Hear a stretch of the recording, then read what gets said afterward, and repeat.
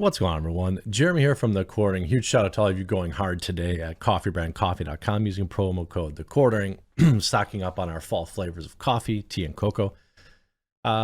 Interesting new rumor floating around. Is it true?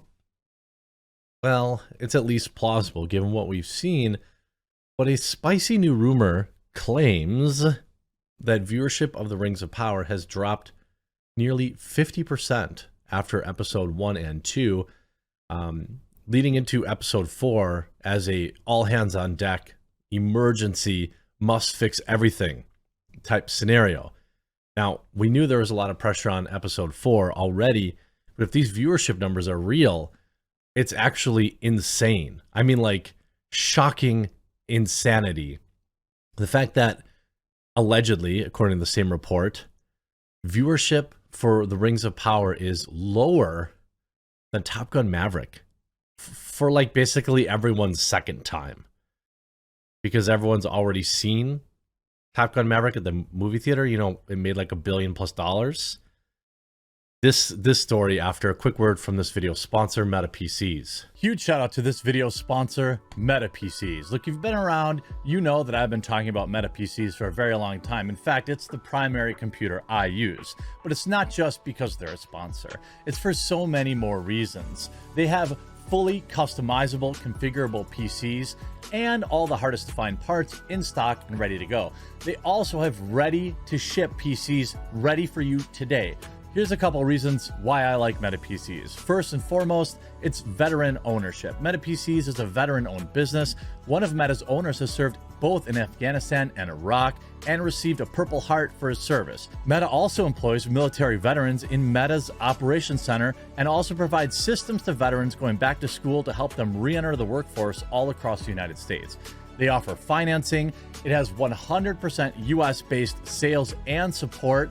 And when you receive your PC, it's ready to go right out of the box. You don't have to get complicated and set things up. You just plug it all in and you're ready to rock. And on top of that, Meta PCs is offering you, my viewer, a huge discount when you use the link in the description or you use promo code The Quartering.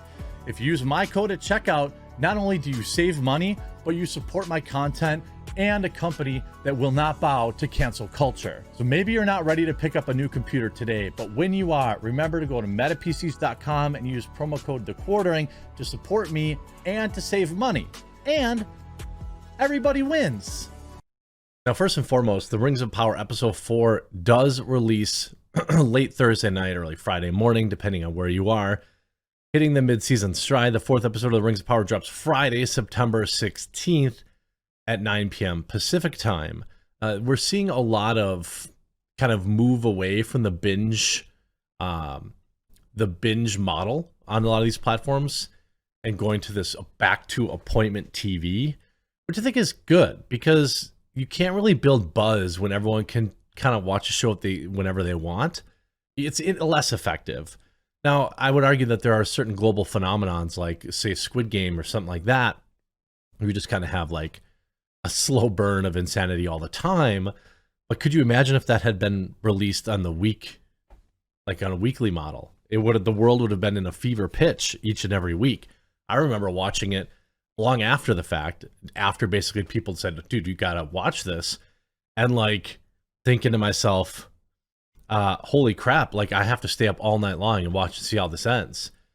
Now, if you remember 9 days ago, the number that was put out by Amazon was The Rings of Power premiere attracting 25 million global viewers. But then the article that came out today says Amazon Rings of Power ratings figures doesn't reveal much. Amazon self-reported Prime Video viewership for the first time ever this month to declare that 25 million viewers worldwide streamed The Lord of the Rings of Power in the first 24 hours of availability on the platform. This figure broke all previous records and marked the biggest premiere in the history of Prime Video, according to an Amazon press conference. Of course, there's no way of actually verifying this. While Prime Video content is included in Nielsen's weekly streaming ratings data, this is the first time Amazon has publicly indicated how many people are watching any of the original series, and comparing the Rings figure to Nielsen data is not a straightforward matter. The ratings firm measures only US streaming viewership in the minutes viewed per week, making it difficult to determine how many people actually watch a show or a movie. You can see here The Wheels of Time season 1 with 1.2 billion minutes. The Boys season 2, 891 million. Season 3, 949. The Terminal List, 1.1 billion. And The Marvelous Miss Maisel, never even heard of that, season 4, 500 million. Indeed, the context-free number of 25 million viewers is an illusionary attempt at transparency. The figure recalls Netflix days of reporting the number of accounts that watched at least 2 minutes of a title. As Variety noted, Amazon does not specify how it measures a view, nor how much of an episode a user needs to watch to count as a, quote, viewer. And since The Rings of Power has undoubtedly accumulated more viewers since the debut, between the subsequent episode released September 9th and later viewers catching up with 2-episode premiere, Amazon has not released any further numbers quantifying the show's performance. One wonders if the 25 million figure was simply Amazon's attempt to outclass HBO's House of Dragon, the other blockbuster fantasy series often pitted against Rings in the press. The Game of Thrones prequel/spinoff scored nearly 10 million viewers in 24 hours following its premiere across both linear and streaming platforms. Now, I don't know that if you were trying to one-up House of the Dragon, I don't know that you'd need to go to 25 million. If they had 10, you could just say, 15. The number includes only US viewers, though. One of the multiple reasons why The Rings and House of the Dragon did it cannot really be compared directly.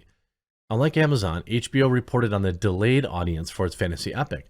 According to a later press release, the first episode's viewership grew to over 20 million in the week following its debut. And Warner Brothers Discovery CFO said that this week the episode has now been seen by well north of 30 million viewers. Now, I wonder if Rings of Power is going to come out and say, actually, now the Rings of Power has been seen by 40 million people. Furthermore, HBO also released same-day viewership for Dragon's second episode, which rose to 10.2 million, showing a steady performance for the series. If Amazon truly wants to flex its viewership, more data is sorely needed. Furthermore, as VIP Plus has argued in the past, viewership numbers alone do not paint a full picture of a series' success on streaming, as Amazon does not regularly report Prime Video's user base. It's still unclear how large the potential for audience for Rings even actually is, rendering the 25 million even hazier.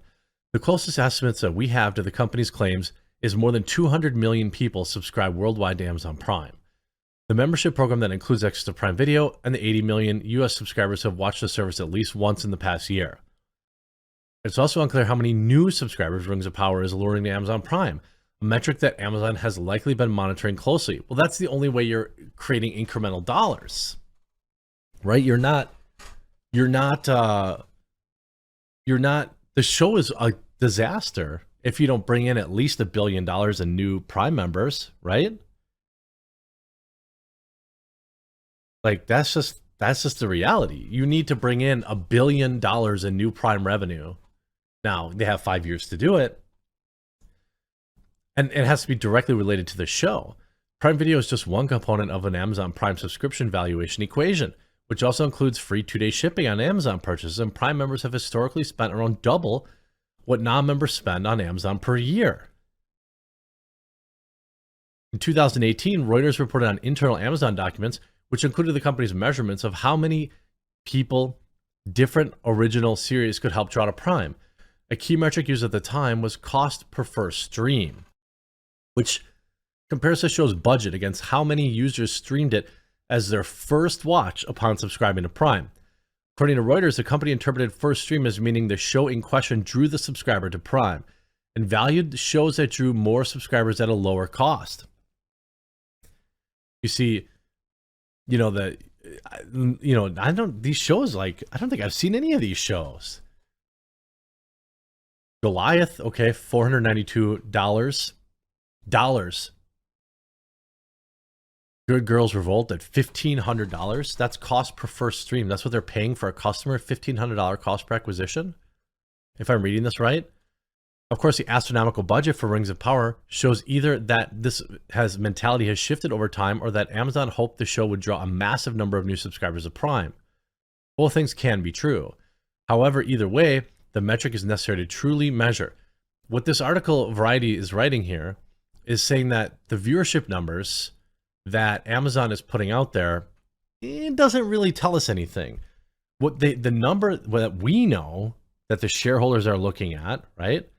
That their bosses are looking at is the number of new subscribers that the show has brought. I mean, that's just the truth of it. It's not the number of total viewers, because those are people you're already paying for. Now, maybe it makes them more sticky and less likely to quit, but if you're relying on that data, you're really stretching.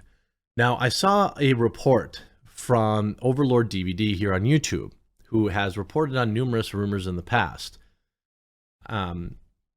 They often make wild statements around things, but sometimes they've ended up being spot on. If I remember right, I feel like the Rise of the Skywalker claims were dead on. They have claimed that their sources. By the way, I'm a fan of that channel, enjoy that channel, love the character, love all the work that they're putting into their videos. I'm just saying they say it's with a grain of salt, so I'm going to double down on that. Their rumor that they've said is that Rings of Power is lying about their viewership and that the real number is closer to 9.5 million for both episodes. 9.5 million. And that the drop from after episodes 1 and 2 to episode 3 is nearly 50%. And that they also claimed, whatever the rumor was, that Top Gun Maverick was getting 5-to-1 viewers on Amazon. That would be insane if that were true. That seems highly unlikely. That's a weird number to throw in. But if their claim is correct and they lost half their viewers, everybody watched episode 1 and 2. Maybe not everybody, but you know what I mean? Like, people gave episode 1 and 2 a chance. Episode 3, if you really lost half, by the way, we've seen this kind of drop. Batwoman, a lot of these CW shows lose 50-60% of their viewerships in the first season. It's not unheard of. So if that's true, if there really is a 50% drop, I mean, I would assume heads are going to roll and there's going to have to be some major changes. That said, do you think Amazon would ever really confirm this? Probably not. Now, if we saw major structural changes or heads literally rolling, then we could maybe add some more to that. But if it really is down 50% from episode 2 to 3, this could go down as the biggest financial disaster, one of the biggest financial disasters in Hollywood history. You let me know what you think about that rumor. If you enjoyed this video, make sure you leave a like on it and you hit that red subscribe button down below, and we'll talk to you again real soon.